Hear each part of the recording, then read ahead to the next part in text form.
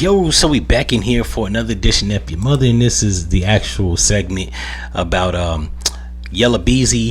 He's being reportedly charged with capital murder in the death of MOE3 that happened in 2020. Now, I knew this nigga had something to do with it because as soon as MOE3 got killed, everybody was saying that he was involved. I guess they had a little beef.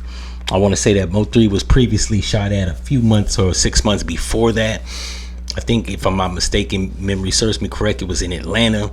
But he survived that gunshot only to go on social media and brag about surviving. And nobody ever was a suspect in that shooting.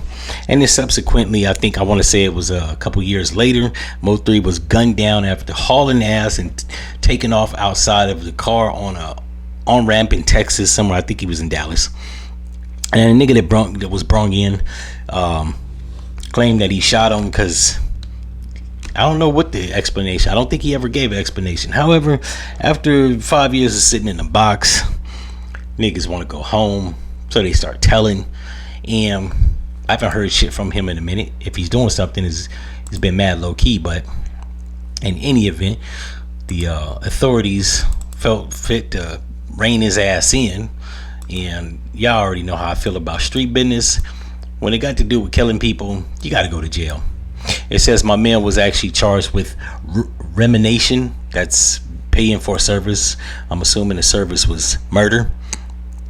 And he paid the defendant or the suspect, Keywan White. That's the nigga that they arrested initially when it happened. And for a minute, my man Keywan was keeping his mouth shut. But like I said, after 5 years, niggas get antsy. They want to come home. You're not providing money for their lawyer so they can get a reduced sentence and or appeal. So, yeah, niggas start snitching. You know what I'm saying? That's the new wave for all these young niggas. They just think like this, like, as soon as I get jammed up, I'm just going to tell on that nigga. That's why if you hire somebody to kill somebody, you got to kill the nigga that you hire. This is how it works. I think that's how the mob used to do it. Or they had like an outfit, a mafia outfit that, you know what I'm saying, people should shut the fuck up. But ever since 1980 and cocaine has become prevalent, niggas is turning like rats. I think being a rat has a lot to do with drug culture. If you're susceptible to addiction, you know what I'm saying, withdrawals as a mother, prison conditions, people want your booty hole and your cornbread. It's just not formatted for a junkie. I'm just gonna keep it 100.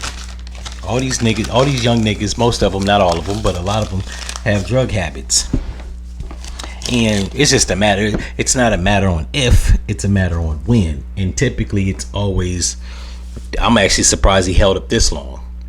5 years, that's impressive. I thought he would have came home the same year. But yeah, man, niggas ain't got time to go to jail. In the words of Star, right? He's a notorious rat. It ain't that I'm scared to go to prison, I just didn't have the time. So a lot of these niggas, it's not that they're scared to go to prison, they just ain't got the time. Or they might be scared, a combination of both. And yeah, it's all sweet until you get there, and then you see how it ain't sweet. And the realization kicks in that they don't want to be nobody's girlfriend for the rest of their life. Like, you don't want to be in the box for life getting penetrated by a man. That's bad business. So they tell. I hope that this young man didn't have nothing to do with that. I don't know what MOE3 could have done to be executed like he was. When it comes to murder and death, I don't be knowing what, like, unless somebody try to kill your family, I don't think it'd be that serious. Like, in the words of Jay-Z, can I live? Let that man live. It don't be that, it never is that serious. And whether white, black, Mexican, Chinese, or whatever, you shouldn't kill nobody just because you don't like them. Kill them because they messed up some money, or they owe you money, or they tried to harm your mom or your family member, like stuff like that. Killing people for shits and giggles or for reputation. Nobody cares about you being the toughest nigga, and nobody wants to be around a psychopath hiring hitmen. I'm just put that out there. In any event, oh yeah, and leave the streets alone. If you're not in the streets, shit ain't cool. If you're a young boy within the sound of my voice, find something productive to do. Work on your jump shot. Record a song. Be all you can be.